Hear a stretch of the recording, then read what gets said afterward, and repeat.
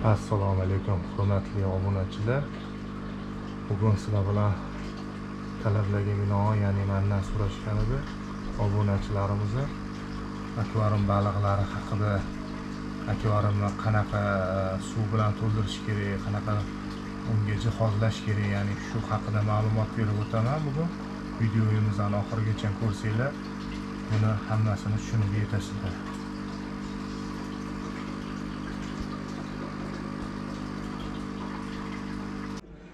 Talablarga binoan mendan so'rashdi obunachilarimiz, akvariumdagi baliqlaringiz chiroyli, qanaqa qilib biz ham baliq boqsak bo'ladi, ya'ni akvariumda baliqlarimiz o'lib qolyapti, shuni tushuntirib o'tsangiz deb so'rashgan edi. Mana hozir ya'ni bo'mbo'sh akvariumda men noldan ko'rsatib berishga harakat qilaman sizlarga, o'zimni qanaqa boqish, qanaqa nima qilish. Xo'p do'stlar, videoni oxirigacha ko'rsanglar, hammasini tushunib olasizlar. Men sizlarga bo'lmasam o'rgatishni boshlayman, videoda ko'rsataman. Bizga kerak bo'ladi birinchi bo'lib akvarium.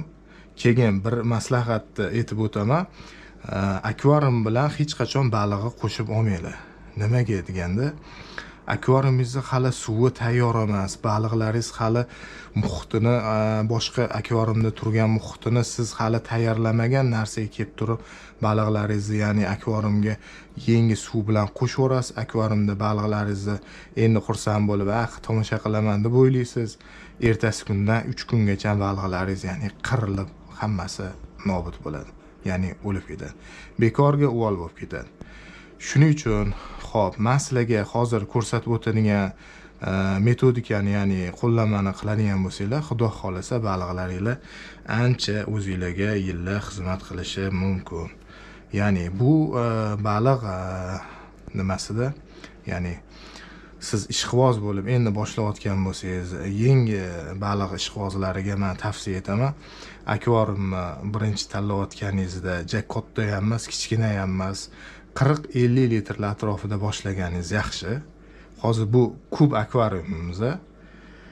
Buni hozir jihozlari bilan tanishtirib va uni qanaqa o'rnatish kerakligini tushuntirib o'taman. Xo'p do'stlar, bo'lmasam boshlayman. Xo'p, bu chirog'imiz, ya'ni akvariumimizni bir ya'ni tomosha qilish uchun, ya'ni chiroyiga chiroy qo'shib turish uchun eng kerakli bir nima, eng kerakli ya'ni vosita deb oladigan bo'lsak, do'stlar, men hozir buni vaqtinchalikka ya'ni bir joyiga hozir qotirib turaman sizlarga ko'rsatish uchun. Ya'ni mana qotirib oldik. Endi do'stlar, mamtga men nakleykali yopishtirib qo'yganman. Xohlasanglar ichiga solib qo'yadiganlik gradusnilar ham bor. Bu nimaga kerak bo'ladi? Bundan buyog'iga, ya'ni kuz fasli sovuq tushib boradi, ya'ni kuzdan keyin qish keladi. Buyog'iga oldinda sovuq kunlar. Bizga bu nima vazifasini bajarib beradi? Ya'ni baliqlarimiz bir temperaturada, ya'ni o'zini yaxshi his qilishi uchun, o'zini kerakli temperaturalarida ushlab turishimiz uchun kerak bo'ladigan eng bir kerakli jihoz desak bo'ladi. Buni hozir ko'rsatib o'taman, ya'ni nima qilish kerak, nima qo'yish kerak. Boshladik do'stlar. Shunaqa nasos deyman, endi men filtr deyiladi u. Nasosni olamiz, o'rtoqlar. Mana shunaqa nasos. Tegini olib tashlasanglar ham bo'ladi. Mamutdan chiqadi bu. Buni ochib oldik. Bu nima vazifasini bajaradi? Bu yoqdan suvni, ya'ni o'ziga so'rib, bu yoqdan chiqarib beradi. Bizga bu nimaga kerak? Bizga bu suvimizni, ya'ni sirkulyatsiya qilib aylantirib turishi uchun va ichiga ovqat berganimizda har xil nima deydi, qolib ketgan qolg'inli ovqatlarni, boshqa narsalarni, axlatlarni, ya'ni olib chiqib ketish uchun kerakli vosita, ya'ni eng zarur vosita. Va bu baliqlarga kislorod vazifasini bajaradi, ya'ni suvni aylantirib turgani hisobiga baliqlarimiz bundan havo oladi o'ziga. va kerakli bakteriyalar haqida ham ozgina tushuntirib o'taman. Mana shu ko'rib turgan ichidagi, ya'ni machalkaga o'xshagan gubkaga bakteriyalar yig'iladi. Men akvarium orqasida sampli hozir tushuntirib o'taman uni ham nimaga buni olayotganimni. Shu ko'rinishda men hozir sizlarga qilib ko'rsataman.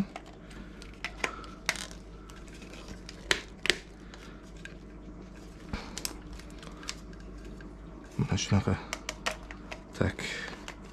Bizda filtr bo'lyapti. Bunisini bu yoqqa tiqamiz.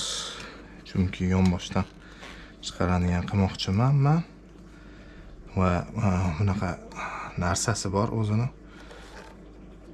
Akvariumga moslashtirilgan. Ya'ni buni ichiga hozir sovoraman buni. Solish boshlandi. Sekin buni tushirib pastgacha tushiraman. Xo'p. Do'stlar tushdi. Endi akvariumimizni hozir sekin astalik bilan suv quyish jarayonlarini ham ko'rsatib o'taman. Xo'p do'stlar, suv solishdan oldin chirog'imizni sizlarga ko'rsatib nima qilmoqchiman? Quyib, ya'ni yaxshiroq ko'rinadi. Mana akvariumimizni yuvib, tozalab, ya'ni bitta tozalab oldim, yaxshilab. Endi bunga suv solamiz. Bismillah.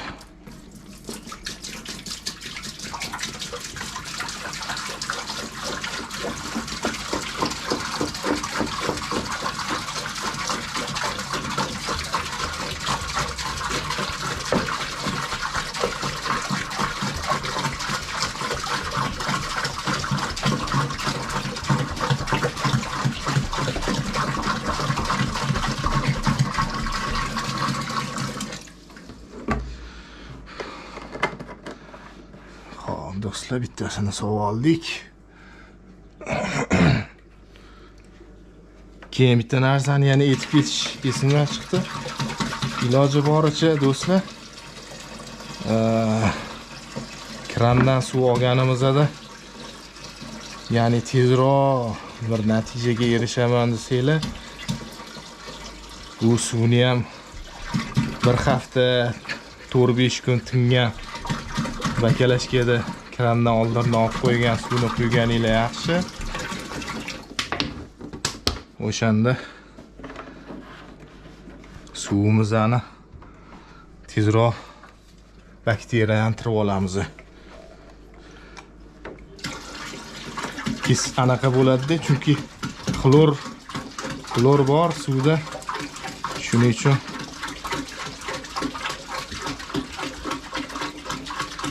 baliqlarimizni ko'pchilik bilishmasdan bira to'la, endi hammasi ham emas, ba'zi bir nimalarimiz bor-da. Baliqlarni sotish uchun ham olavering bemalol. Mana yashil simka nimadirlari bor, boshqalari bor deb xullas aytishadi. Qo'shib yuboring, hech narsa qilmaydi, mashina tomizib yuborasiz deb. O'rtoqlar, men sizlarga eng fishka joylarini aytib o'tyapman. Suvni birinchi akvariumga olib, suvini solasiz, filtrini yoqib qo'yasiz. 2 hafta hech qanaqa baliq solmaysiz. Sabr qilasiz va albatta buni natijasi juda ham yaxshi bo'ladi. Hop do'stlar, yana davom etamiz. 30 litr suv ketdi hozir. Yana quyishda davom etaman.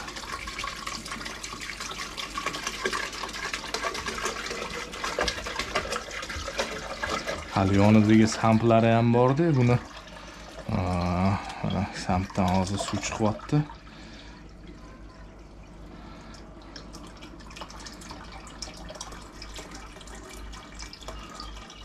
Sampimiz ham to'lib oldi mana.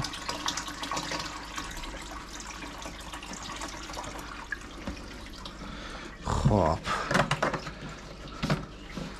Suvimizdagi mayda-chuyda narsalarni ham setkada olib tashlaymiz.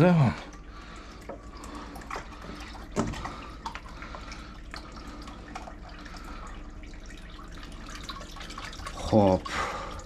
5-bakalashkamiz hozir suv quyilyapti. Adashmasam shu 50 litrlar atrofida edi.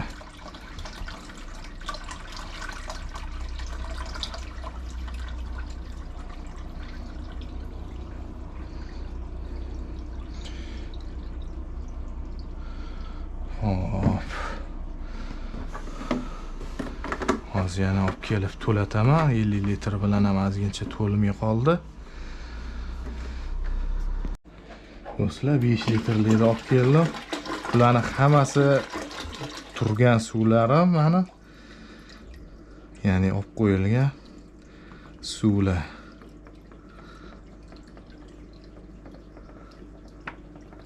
Xo'p, 55 litr suv ketdi. O'rtoqlar. Xo'p, do'stlar. Bu suvimiz hozir undan ham battar mutliroq bo'lishi kerak edi o'zi. Tag'in ham bu xlordan, ya'ni cho'kindi bo'lib ancha o'ziga kelgan suv. Boyagi aytganimdek, birinchi akvariumni olib suvni to'ldirib olganimizdan keyin, ya'ni endi qiladigan ishimiz udinetlarimizni orqaga o'tkazib olsak,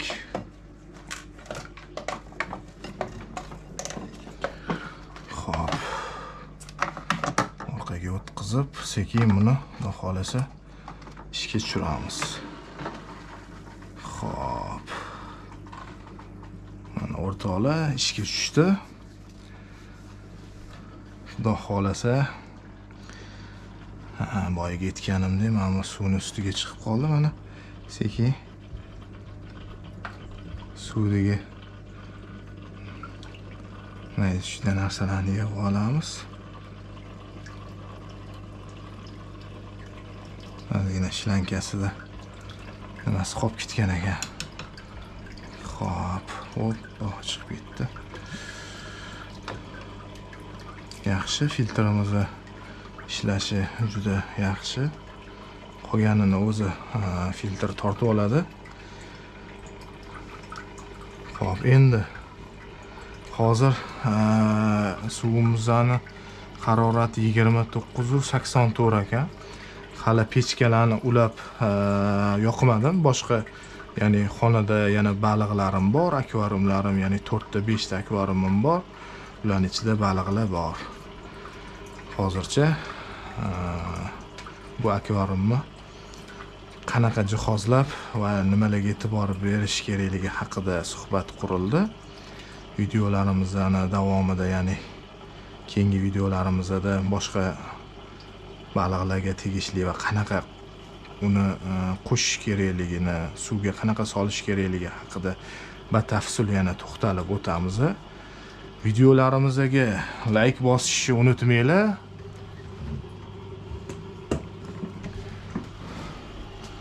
Videolarimizga like bosishni unutmanglar. Xo'p, do'stlar. Bu ya'ni sovuq uyimizning harorati, ya'ni 18 gradusdan ham pastga tushib ketadigan bo'lsa, albatta bu kerakli bo'ladi bu jihoz.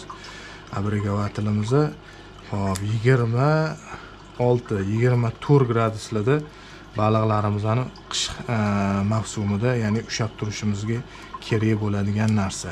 Buni albatta suvga solib qo'yiladi va to'kit qilib qo'yiladi. Bu 26 gradus bo'lganda, mana bu 26 da ko'rsatib turadi. Ya'ni men hozir issiqlik harorati akvariumda 26 gradus deb ko'rsatib turadi. Bu shuning uchun kerak bo'ladigan nakleyka va mana kerak bo'ladigan unga jihozi. Xo'p, suvimiz mana hozir ko'rishingiz mumkin. Aylanib turibdi. Ya'ni akvariumimizda suv normal holatga keladi. 2 hafta kutamiz va akvariumimizni tip-tiniq va baliq tashlashga tayyor holatda bo'ladi do'stlar. Ma'lumot o'rnida yana bitta narsani aytib o'taman. Balig'i 2 haftada ham 20 ta 30 ta qilib olib ketib tashlamaysizlar, chunki probaga, ya'ni sinov uchun 2 ta baliq tashlasanglar kifoya. Uni balig'i ahvoliga, ya'ni o'zini tutishiga qarab, yaxshi yurgan, sog'lom yurgan bo'lsa 3-4 kun, 5 kun, ya'ni 10 kungacha agar o'lmasdan yashab ketib yaxshi, ya'ni akvariumingizga o'rgangan holatida yaxshi stabilniy yashash muhitini, ya'ni o'zida his qila boshlagandan keyin boshqa, ya'ni ko'proq akvariumga baliqlarni tashlashingizni tavsiya beraman. Ungacha do'stlar shu qoidalarni hech qachon unutib qo'ymanglar. Faqatgina baliq o'lishi, ya'ni o'zingizni xatolaringizdan kelib chiqadi. Ya'ni o'zingiz qilgan xatolaringizdan, ошибкalaringizdan kelib chiqadigan narsa. Do'stlar, ma'lumotlar yoqqan bo'lsa, albatta like bosinglar, kanalimizga obuna bo'lishni unutmanglar. Keyingi videolarimizda xudo xolasa baliqni shu akvariumga qanaqa solinayotgani jarayonini olib sizlarga ko'rsataman xudo xolasa. Yana videolarda ko'rishguncha omon bo'linglar, sog' salomat bo'linglar. Xayr, salomat bo'linglar.